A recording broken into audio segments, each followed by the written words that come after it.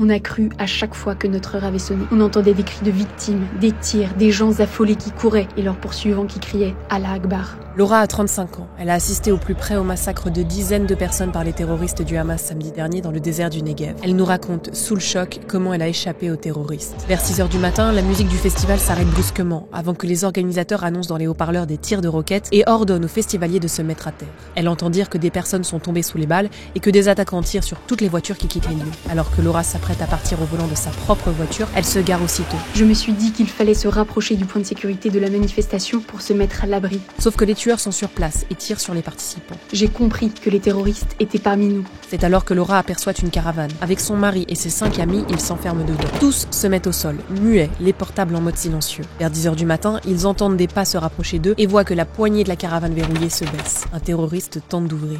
Plus discrètement, Laura essaye de joindre la police. Dans la caravane, il fait plus de 45 degrés. Des tirs commencent alors à viser la caravane. Une balle frôle la tête de son mari, puis silence.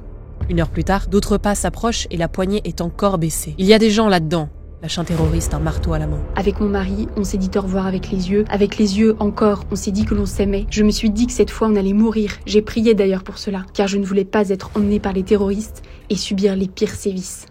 Après 1 heure de combat, Laura et ses amis sortent enfin et découvrent le massacre. Le sol était jonché de corps de tout âge.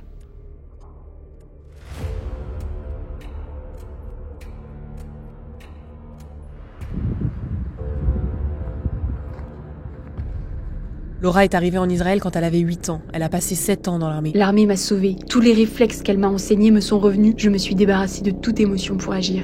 Mais a-t-elle encore la force de rester en Israël ? Pour l'instant, je reste. Je dois enterrer tous mes amis décédés.